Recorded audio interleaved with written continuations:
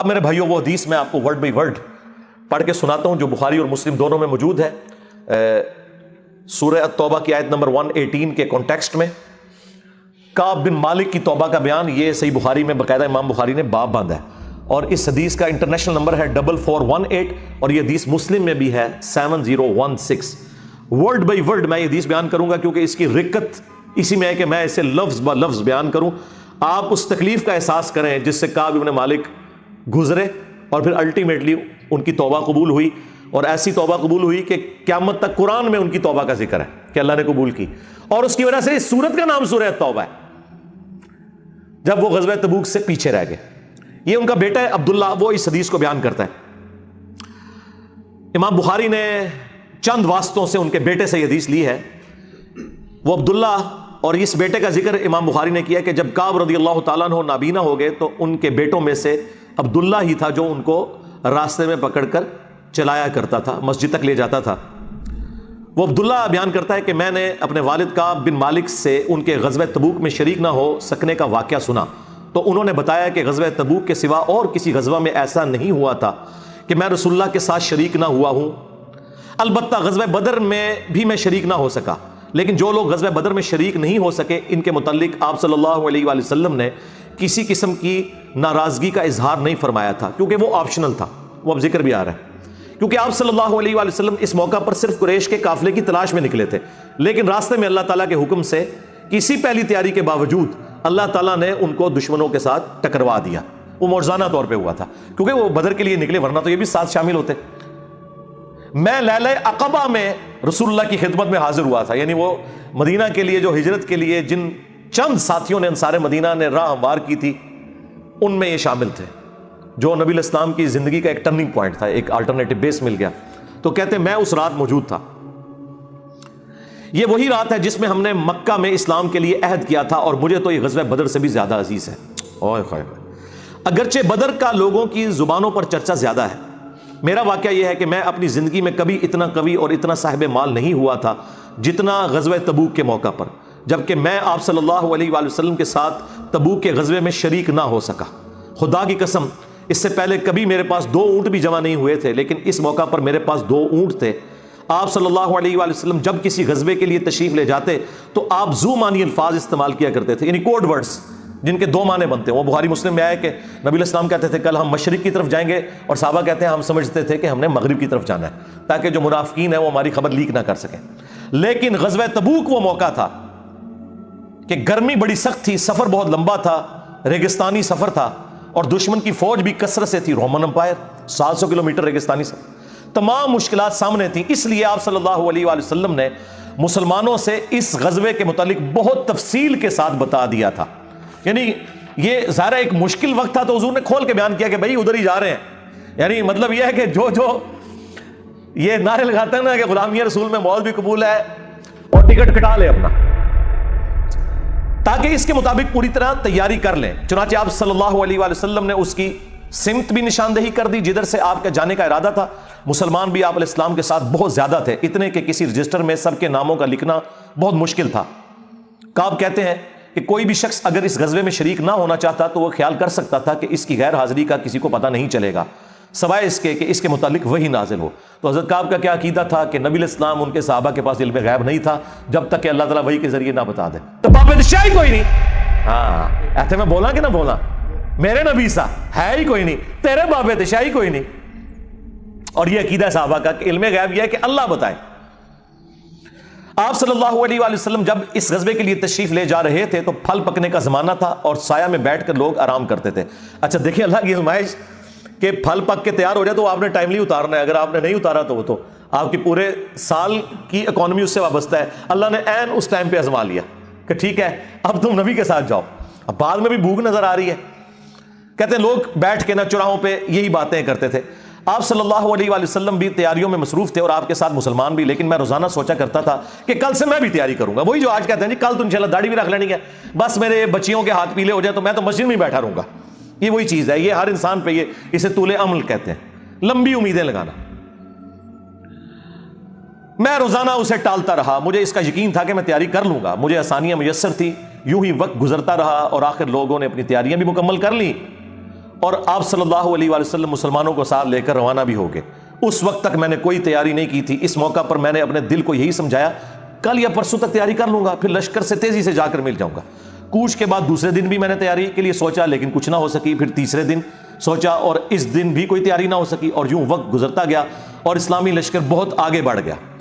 غزوہ میں میرے شرکت کے لیے بات اب دور کی بات ہو گئی، اور میں یہی ارادہ کرتا رہا کہ یہاں سے چل کر اب ان تک نہیں پہنچ سکوں گا۔ تھیندے تھیندے تھی گیا۔ کاش میں نے ایسا کر لیا ہوتا، لیکن یہ میرے نصیب میں نہیں تھا۔ اچھا، جرم ہو جانے کے بعد آپ یہ کہہ سکتے ہیں میری تقدیر میں یہ لکھا تھا، پہلے نہیں۔ ہاں، وہ تو پھر اللہ پہ آپ بہتان مان دیں گے نا کہ میں نماز اس لیے نہیں پڑھ رہا کہ اللہ نے میرا مقدر کیا کہ میں اگلی نماز نہ پڑھوں، نہ۔ ہاں، بعد میں آپ کہہ سکتے ہیں کہ میری تقدیر میں لکھا تھا کہ میں اتنا بدبخت ہوں کہ میں نماز چھوڑوں گا، اور وہ چھوڑوں گا اپنی مرضی سے۔ اللہ نے تو اپنے علم سے فورسی کیا ہے۔ آپ صلی اللہ علیہ وآلہ وسلم کے تشریف لے جانے کے بعد جب میں باہر نکلتا تو مجھے بڑا دکھ ہوتا، کیونکہ یا تو وہ لوگ نظر آتے تھے جن کے چہروں سے نفاق ٹپکتا تھا۔ ہاں، اب پیچھے رہنے والے تو وہ تھے جو ہے ہی منافقین تھے شکلوں سے، ٹھیک ہے، یا پھر وہ لوگ تھے جنہیں اللہ نے معذور اور ضعیف قرار دے کر معاف کر دیا تھا۔ وہ سورہ التوبہ میں 92 نمبر آیت میں گزرا ہے نا کہ وہ لوگ پھر رسول اللہ سے اس حال میں واپس ہوتے ہیں کہ ان کی آنکھیں آنسوؤں سے تر ہوتی ہیں کہ نہ حضور انہیں کوئی سواری دے سکتے ہیں، غریب لوگ ہیں، اور وہ لوگ بھی جو مریض ہیں ان کو اللہ تعالیٰ نے اس حوالے سے چھٹکارا دے دیا۔ آپ صلی اللہ علیہ وآلہ وسلم نے میرے بارے میں کسی سے کچھ نہیں پوچھا، لیکن جب آپ تبوک پر پہنچے تو وہیں ایک مجلس میں آپ نے دریافت کیا کہ کعب نے کیا کیا۔ آپ نظروں میں تو تھا نا جی، خاص بندے جو ہوتے ہیں وہ نظروں میں تو ہوتے ہیں، یعنی یہ تو ایکسپیکٹ ہی نہیں نہ کیا جا سکتا کہ مین ٹیم ممبر پیچھے رہ جائے۔ تو اس سے اندازہ لگائے کہ حضرت کعب بن مالک کو چھوٹے بندے نہیں تھے۔ بنو سلمہ کے ایک صاحب نے کہا یا رسول اللہ اس کے غرور نے اسے آنے نہیں دیا۔ اس پر حضرت معاذ ابن جبل بولے تم نے بری بات کہی، یا رسول اللہ خدا کی قسم ہمیں ان کے متعلق خیر کے سوا اور کچھ معلوم نہیں۔ تو نبی علیہ السلام نے اس کے جواب میں کچھ نہیں فرمایا۔ دیکھیں انہوں نے پوری رپورٹ لی ہے پیچھے سے کہ کیا کچھ ہوتا رہا وہاں۔ اب حضور نے کوئی ورڈنگ دی، ظاہر ہے نبی علیہ السلام کو بھی غصہ تھا۔ اپنے گھر کے ہر عقل مند آدمی سے اس کے متعلق میں نے مشورہ بھی کی، لیکن جب مجھے معلوم ہوا کہ نبی علیہ السلام مدینے سے بالکل قریب آ چکے ہیں تو غلط خیالات میرے ذہن سے بالکل نکل گئے، اور مجھے یقین ہو گیا کہ اس معاملے میں جھوٹ بول کر اپنے آپ کو کسی طرح محفوظ نہیں کر سکتا۔ چنانچہ میں نے سچی بات کہنے کا پختہ ارادہ کر لیا۔ صبح کے وقت حضرت جب تشریف لائے تو آپ صلی اللہ علیہ وآلہ وسلم جب کسی سفر سے واپس آتے تھے تو آپ کی یہ مبارک عادت تھی کہ پہلے مسجد میں تشریف لے جا کر 2 رکعت نوافل پڑھتے، پھر لوگوں کے ساتھ مجلس میں بیٹھتے۔ جب آپ اس عمل سے فارغ ہو چکے تو آپ کی خدمت میں لوگ آنے لگے جو غزوہ میں شریک نہیں ہوئے تھے، اور قسم کھا کھا کر اپنے عذر بیان کرنے لگے، اور ایسے لوگوں کی تعداد 80 کے قریب تھی، یعنی 80 لوگ ایسے تھے جو جھوٹے بہانے لگا رہے تھے۔ آپ صلی اللہ علیہ وآلہ وسلم نے ان کے ظاہر کو قبول فرما لیا اور ان سے دوبارہ سے عہد بھی لے لیا، ان کے لیے دعائے مغفرت بھی کی۔ دیکھو جی، آپ لوگ تو کہتے ہیں کوئی بزرگ دعا کر دے، حضور نے بھی دعائے مغفرت کر دی ہے، لیکن اللہ نے کراس پھیر دیا ہے۔ ہاں، یہ ذہن میں رکھیں، آپ نے بہانہ بھی قبول کر لیا، دوبارہ سے بیعت بھی کر لی، چلو تجدید عہد بھی ہو گیا جی، اگر بیعت ٹوٹ گئی تو دوبارہ ہو گئی، اور دعا بھی کر دی، اور ان کے باطن کو اللہ کے سپرد کر دیا۔ کیا بات ہے جی، یہ میرے نبی کا ہی جگر ہے جی، شکلوں سے بھی پہچان لیا ہے، صحابہ اگر پہچان ہے، ان کا باطن کا معاملہ اللہ جانے، اس کے بندے جانے۔ اس کے بعد میں حاضر ہوا، میں نے سلام کیا تو آپ علیہ السلام مسکرائے، آپ کی مسکراہٹ میں ناراضگی تھی۔ آپ نے فرمایا آؤ، میں چند قدم چل کر آپ کے سامنے بیٹھ گیا۔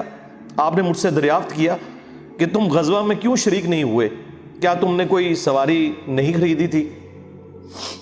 میں نے عرض کیا میرے پاس سواری موجود تھی، اللہ کی قسم اگر میں آپ کے سوا کسی دنیا دار شخص کے سامنے آج بیٹھا ہوتا تو کوئی نہ کوئی بہانہ کر لیتا اور اس کی ناراضگی سے بچ جاتا۔ مجھے خوبصورتی کے ساتھ گفتگو کا سلیقہ بھی معلوم ہے، لیکن اللہ کی قسم مجھے یقین ہے کہ اگر آج میں آپ کے سامنے کوئی جھوٹا بہانہ کر بھی دوں اور آپ راضی بھی ہو جائیں تو بہت جلد اللہ تعالیٰ آپ کو مجھ سے ناراض کر دے گا، کیونکہ میں بظاہر تو بہانہ کروں گا لیکن اللہ تو وحی کے ذریعے آپ کو بتا دے گا یہ جھوٹ بول رہا ہے۔ اس کی بجائے اگر میں آپ سے سچی بات کروں تو یقیناً آپ کو میری طرف سے ناراضگی تو ہوگی، لیکن اللہ سے مجھے امید ہے کہ وہ مجھے معاف کر دے گا۔ خدا کی قسم مجھے کوئی عذر نہیں تھا، اللہ کی قسم اس وقت سے پہلے میں کبھی اتنا آسودہ حال نہیں تھا، اور پھر بھی میں آپ کے ساتھ شریک نہ ہو سکا۔ نبی علیہ السلام نے فرمایا کہ اس نے سچی بات بتا دی، اچھا اب جاؤ یہاں تک کہ اللہ تمہارے بارے میں خود ہی کوئی فیصلہ کرے۔ میں اٹھ گیا اور میرے پیچھے بنو سلمہ کے کچھ لوگ بھی دوڑے آئے اور مجھ سے کہنے لگے اللہ کی قسم ہمیں تمہارے متعلق یہ معلوم نہیں تھا کہ اس سے پہلے تم نے کوئی گناہ کیا ہو، تم نے تو بڑی غلطی کی۔ آپ علیہ السلام کے سامنے ویسے ہی کوئی بہانہ کر دیتے جیسا کہ دوسرے لوگوں نے کیا، تمہارے گناہ کے لیے نبی علیہ السلام کا استغفار ہی کافی ہو جاتا، وہی جو کچھ بھی ہے تیرے محبوب کی امت سے ہے۔ لیکن سرکار یہ کعب بن مالک تھے، ان کو پتا تھا، اور مشورہ دینے والے بھی صاحب ہیں، دیکھو کیا مشورہ دے رہے ہیں کہ کوئی بہانہ کر لینا سی، حضور نے دعا کرنی سی۔ مینٹالٹی اس زمانے میں بھی اس طرح ہی تھی، یہ نہ سمجھیں آج کے لوگ ہی کہتے ہیں، اس زمانے میں بھی ڈھیلے مسلمان تو تھے، تو حضور نے تیری دعا کر دینی تھی، تو تو نے تو یہ کام۔ اللہ کی قسم ان لوگوں نے مجھے اتنی ملامت کی کہ مجھے خیال آیا کہ واپس جا کر کوئی جھوٹا بہانہ کر ہی آؤں۔ اندازہ کرو ایڈا انہوں نے جناب انہوں نے کیتا کہ چلو ٹھیک ہے میں ان جا کے بہانہ کر لوں۔ پھر میں نے ان سے پوچھا کیا میرے علاوہ کسی اور نے بھی کوئی ایسا عذر بیان کیا ہے؟ تو انہوں نے بتایا کہ ہاں 2 حضرات اور ہیں جنہوں نے معذرت کی جس طرح تم نے کی، اور انہیں بھی وہی جواب ملا جو تمہیں ملا۔ میں نے پوچھا وہ کون ہے؟ تو انہوں نے بتایا کہ مرارہ بن ربیع اور ہلال بن امیہ رضی اللہ عنہما۔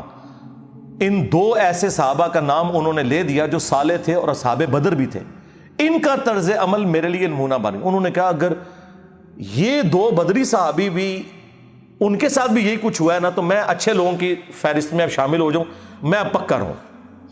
ان کا طرز عمل میرے لیے نمونہ بن گیا۔ چنانچہ انہوں نے جب ان بزرگوں کا نام لیا تو میں اپنے گھر چلا آیا۔ آپ علیہ السلام نے لوگوں کو ہم سے بات چیت کرنے سے ممانعت کر دی۔ لو جی سوشل بائیکاٹ ہو گیا۔ اللہ اکبر۔ بہت سے لوگ جو غزوے میں شریک نہیں ہوئے تھے ان میں سے صرف ہم 3 تھے، لوگ ہم سے الگ رہنے لگے اور سب لوگ بدل گئے۔ ایسا نظر آتا تھا کہ ہم سے ساری دنیا بدل گئی ہے، ہمارا اس سے کوئی واسطہ ہی نہیں۔ 50 دن تک ہم اسی حال میں رہے۔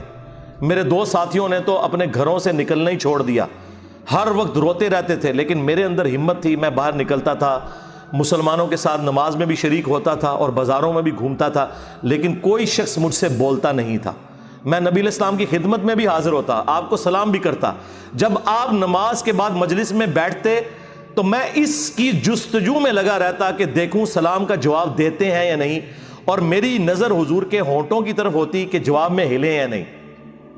کنکھیوں سے دیکھتے رہتے آپ حضور جواب بھی نہیں دے رہے۔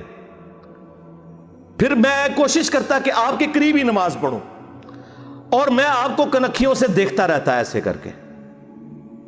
جب میں اپنی نماز میں مشغول ہو جاتا تو رسول اللہ میری طرف دیکھتے، لیکن جو ہی میں آپ کی طرف دیکھتا تو آپ روح انور پھیر لیتے۔ ظاہر ہے حضور کو بھی تو محبت تھی اپنے صحاب کے ساتھ، حضور دیکھتے تھے، وہ جب یعنی اپنی ناراضگی کا اظہار وہ اگر نماز میں بھی حضور کی طرف دیکھ رہے تو حضور چہرہ انور پھیر لیتے۔ تو میں ایک دن ابو قتادہ کے باغ کی دیوار پر چڑھ گیا، وہ میرے چچا زاد بھائی تھے اور مجھے ان سے بہت گہرا تعلق تھا۔ میں نے انہیں سلام کیا، لیکن اللہ کی قسم انہوں نے بھی میرے سلام کا جواب نہیں دیا۔ میں نے کہا ابو قتادہ تمہیں اللہ کی قسم کیا تم نہیں جانتے کہ اللہ اور اس کا رسول سے مجھے کتنی محبت ہے؟ انہوں نے کوئی جواب نہیں دیا۔ میں نے دوبارہ ان سے یہی سوال کیا، اللہ کی قسم دے کر پوچھا، لیکن وہ پھر بھی خاموش رہے۔ میں نے پھر اللہ کا واسطہ دے کر ان سے سوال کیا، اس مرتبہ انہوں نے صرف اتنا کہا، اللہ اور اس کا رسول زیادہ بہتر جانتے ہیں۔ دیکھیں جی اس بات کا جواب انہوں نے کہا بھائی اللہ کے نبی نے منع کیا ہے، اب بائیکاٹ ہے تیرا۔ اللہ اکبر۔ اس پر میرے آنسو پھوٹ پڑے۔ میں واپس چلا آیا اور دیوار پر چڑھ کر نیچے باہر اترا۔ پھر وہ بیان کرتے ہیں کہ ایک دن مدینہ کے بازار میں جا رہا تھا کہ شام کا ایک کاشتکار جو کہ غلہ بیچنے مدینہ آیا تھا پوچھ رہا تھا کعب بن مالک کہاں رہتے ہیں؟ لوگوں نے میری طرف اشارہ کیا، وہ میرے پاس آیا اور غسان جو بادشاہ تھا رومن امپائر کا، اس کا ایک خط مجھے دیا۔ وہ جو اس کا ایک سمجھ لے چھوٹی چھوٹی جو امپائر کے اندر بنی ہوئی تھی ان میں سے ایک کا وہ گورنر تھا۔ اس خط میں لکھا تھا کہ مجھے معلوم ہوا ہے کہ تمہارے صاحب یعنی رسول اللہ صلی اللہ علیہ وآلہ وسلم نے تمہارے ساتھ زیادتی کی ہے، نعوذ باللہ۔ اللہ نے تمہیں کوئی ذلیل ہونے کے لیے پیدا تو نہیں کیا کہ تمہارا حق ضائع کیا جائے، تم ہمارے پاس آ جاؤ، ہم تمہارے ساتھ بہتر سلوک کریں گے۔ یعنی دشمن کی فوج کے ہیڈ کی طرف سے خط آیا. جب میں نے یہ خط پڑھا تو میں نے کہا کہ ایک اور امتحان آ گیا. اچھا جی سرکار ایک خط کسی اور کو لایا ہو کہ جی اے دیکھ لو یا رسول اللہ منو تے بڑی آفر جے. یہاں لوگ دنیا دار لوگ ہی کرتے ہیں نا جی مجھے فلاں جگہ سے آفر ہو رہی ہے, لیکن جو اہل ایمان ہے وہ تو کہتے ہیں کہ یار میں اس لیول پہ گر گیا ہوں کہ اب کافر بھی مجھے بلا رہے ہیں. انہوں نے یہ رزلٹ نکالا, چونکہ مومن تھے نا. میں نے اس خط کو تندور میں جلا دیا. ان 50 دنوں میں سے جب 40 دن گزر گئے تو نبی علیہ السلام کا ایلچی میرے پاس آیا اور اس نے کہا کہ رسول اللہ نے حکم دیا ہے کہ اپنی بیوی کے قریب نہ جاؤ. میں نے پوچھا میں اسے طلاق دے دوں یا پھر مجھے کیا کرنا ہے؟ تو انہوں نے کہا نہیں طلاق نہیں دینی, صرف جدا ہو جاؤ. میرے دونوں ساتھیوں کو جنہوں نے میری طرح معذرت کی تھی یہی حکم ملا. میں نے اپنی بیوی سے کہا کہ اپنے میکے چلی جاؤ, اس وقت تک وہیں رہو جب تک کہ اللہ تعالیٰ اس معاملے کا کوئی فیصلہ نہ کر دے. کعب کہتے ہیں کہ ہلال بن امیہ کی بیوی رسول اللہ کی خدمت میں حاضر ہوئی اور عرض کیا یا رسول اللہ وہ تو بہت بوڑھے اور کمزور ہیں, ان کے پاس کوئی خادم بھی نہیں, کیا اگر میں ان کی خدمت کر دیا کروں تو آپ ناپسند تو نہیں فرمائیں گے؟ بیوی دیکھو جی, بیوی خامد کو کچھ سمجھ نہیں رہی, رسول اللہ سے جا کے پوچھ رہی ہے صلی اللہ علیہ وسلم. تو نبی علیہ السلام نے فرمایا صرف وہ تم سے صحبت نہ کریں. انہوں نے عرض کیا اللہ کی قسم وہ تو کسی چیز کے لیے حرکت ہی نہیں کر رہے, جب سے آپ ان سے ناراض ہوئے ہیں وہ دن اور آج کا دن ان کے آنسو تھمنے میں نہیں آتے. میرے گھر کے بعض لوگوں نے کہا کہ جس طرح ہلال بن امیہ کی بیوی نے ان کے لیے اجازت لے لی تو آپ بھی جا کے اجازت لے لیں. اب دیکھیں لوگ مشورے دے رہے ہیں. میں نے کہا خدا کی قسم میں اس کے لیے رسول اللہ سے اجازت نہیں لوں گا, میں جوان ہوں, معلوم نہیں جب اجازت لینے جاؤں تو حضور کیا فرما دیں. ان کو یہ بھی خطرہ تھا کہ میں یہ جاؤں تو یہ نہ ہو کہ حضور اور ناراض ہو جائے, اگر کوئی چانس بھی ہے نا بچنے کے تو وہ بھی ختم ہو جائے. دیکھیں نہیں کتنا گاڈ اورینٹڈ بندہ ہے جی, اللہ اکبر. اس طرح 10 دن اور گزر گئے. جب رسول اللہ صلی اللہ علیہ وآلہ وسلم نے ہمیں بات چیت کرنے کی ممانعت فرمائی تھی, اس کو 50 دن پورے ہو گئے. 50ویں رات کی صبح کو جب میں فجر کی نماز پڑھ چکا اور اپنے گھر کی چھت پر بیٹھا ہوا تھا, اس طرح جیسا کہ اللہ تعالیٰ نے ذکر کیا وہ ہم آیت پڑھ چکے ہیں, سورہ توبہ کی آیت نمبر 118, جس میں تھا نا کہ زمین وسعت کے باوجود تنگ ہو گئی اور ان کا دم گھٹنے والا تھا. میرا دم گھٹ رہا تھا, زمین اپنی تمام وسعتوں کے باوجود میرے لیے تنگ ہوتی جا رہی تھی. میں نے ایک پکارنے والے کی پکار سنی جو سلع کی پہاڑی پر چڑھ کر بلند آواز سے کہہ رہا تھا اے کعب بن مالک تمہیں بشارت ہو, اے کعب بن مالک تمہیں بشارت ہو. انہوں نے بیان کیا کہ یہ سنتے ہی میں سجدے میں گر پڑا اور مجھے یقین ہو گیا کہ اب اللہ کی طرف سے فراخی ہو جائے گی. فجر کی نماز کے بعد رسول اللہ صلی اللہ علیہ وآلہ وسلم نے اللہ کی بارگاہ میں ہماری توبہ کی قبولیت کا اعلان کر دیا. لوگ میرے پاس بشارت دینے کے لیے آنے لگے اور میرے 2 ساتھیوں کو بھی جا کر بشارت دی. ایک صاحب زبیر بن عوام اپنا گھوڑا دوڑاتے ہوئے آئے. ادھر قبیلہ اسلم کے ایک صحابی نے پہاڑی پر چڑھ کر آواز دی اور وہ آواز گھوڑے سے زیادہ تیز تھی. جن صحابی نے پہاڑی سے آواز دی تھی جب وہ میرے پاس بشارت دینے آئے تو میں نے اپنے دونوں کپڑے اتار کر بشارت کی خوشی میں انہیں دے دیے. اللہ کی قسم اس وقت ان 2 کپڑوں کے سوا دینے کے لیے میرے پاس اور کچھ نہ تھا. پھر میں نے ابو قتادہ سے 2 کپڑے ادھارے مانگے اور رسول اللہ کی خدمت میں حاضر ہوا. جوگ در جوگ لوگ مجھ سے ملاقات کرتے جا رہے تھے اور مجھے توبہ کی قبولیت پر بشارت دیتے جا رہے تھے. اللہ کی بارگاہ میں توبہ کی قبولیت مبارک ہو. کعب رضی اللہ تعالیٰ عنہ بیان کرتے ہیں کہ آخر میں مسجد میں داخل ہوا تو رسول اللہ صلی اللہ علیہ وآلہ وسلم تشریف رکھتے تھے. چاروں طرف صحابہ کا مجمع تھا. طلحہ بن عبید اللہ دوڑ کر میری طرف آئے اور مجھ سے مصافحہ کیا اور مبارکباد دی. اللہ کی قسم وہاں موجود مہاجرین میں سے کوئی شخص بھی میرے آنے پر کھڑا نہ ہوا. طلحہ رضی اللہ تعالیٰ عنہ کا یہ احسان میں کبھی نہیں بھولوں گا کہ انہوں نے کھڑے ہو کر میرا استقبال کیا. جب میں نے رسول اللہ کو سلام کیا تو آپ علیہ السلام کا چہرہ مبارک خوشی اور مسرت سے دمک اٹھا. اس مبارک دن کے لیے تمہیں بشارت ہو, اس مبارک دن کے لیے تمہیں بشارت ہو جو تمہاری عمر کا سب سے مبارک دن ہے. واقعی جی اس سے بڑی کوئی مبارک بات نہیں ہو سکتی کسی شخص کے لیے کہ اللہ تعالیٰ اس کی توبہ کی اناؤنسمنٹ کرتے اور پھر قیامت تک قرآن میں وہ آیات پڑھی جائیں. انہوں نے بیان کیا کہ میں نے عرض کیا یا رسول اللہ یہ بشارت آپ کی طرف سے ہے یا اللہ کی طرف سے؟ فرمایا نہیں، اللہ کی طرف سے۔ اور نبی علیہ السلام جب کسی بات پر خوش ہوتے تو چہرہ مبارک روشن ہو جاتا تھا، ایسے جیسے چاند کا ٹکڑا ہو۔ آپ کی مسرت ہم چہرہ مبارک سے سمجھ جاتے تھے۔ پھر جب میں آپ کے سامنے بیٹھ گیا تو عرض کیا یا رسول اللہ اپنی توبہ کی قبولیت کی خوشی میں اپنا مال اللہ اور اس کے رسول کی راہ میں صدقہ کر دوں؟ آپ نے فرمایا لیکن کچھ مال اپنے پاس رکھ لو، یہ زیادہ بہتر ہے۔ میں نے عرض کیا کہ پھر میں خیبر کا حصہ اپنے پاس رکھ لیتا ہوں۔ پھر میں نے عرض کیا یا رسول اللہ نے مجھے سچ بولنے کی وجہ سے نجات دی، اب میں اپنی توبہ کی قبولیت کی خوشی میں آپ سے یہ وعدہ کرتا ہوں کہ جب تک زندہ رہوں گا سچ کے سوا کوئی بات زبان پر نہیں لاؤں گا۔ بس اللہ کی قسم جب سے میں نے رسول اللہ کے سامنے یہ عہد کیا صلی اللہ علیہ وآلہ وسلم، میں کسی ایسے مسلمان کو نہیں جانتا کہ جسے اللہ نے سچ بولنے کی وجہ سے اتنا نوازا ہو جتنی نوازشات مجھ پر کی سچ بولنے کی وجہ سے۔ جب سے میں نے نبی علیہ السلام کے سامنے یہ عہد کیا پھر آج تک میں نے کبھی جھوٹ بولنے کا ارادہ بھی نہیں کیا، اور مجھے امید ہے کہ اللہ تعالیٰ باقی زندگی بھی مجھے اس سے محفوظ رکھے گا۔ اور اللہ نے اپنے رسول پر آیت نازل کی، اور وہی آیت نمبر 118 اور 119 نمبر، یقیناً اللہ تعالیٰ نے نبی مہاجرین و انصار کی توبہ قبول کی، اور پھر وَكُونُوا مَعَ الصَّادِقِينَ تک۔ خدا کی قسم اللہ تعالیٰ کی طرف سے اسلام کے لیے ہدایت کے بعد میری نظر میں رسول اللہ کے سامنے سچ بولنے سے بڑھ کر اللہ کا مجھ پر کوئی اور انعام نہیں ہوا کہ میں نے جھوٹ نہیں بولا اور اس طرح اپنے آپ کو ہلاکت سے بچا لیا۔ جیسا کہ جھوٹ بولنے والے ہلاک ہوئے، نزول وحی کے زمانے میں جھوٹ بولنے والوں پر اللہ تعالیٰ نے اتنی شدید وعید فرمائی جتنی شدید وعید کسی اور کے لیے نہیں تھی۔ اور وہ سورہ التوبہ کی آیت نمبر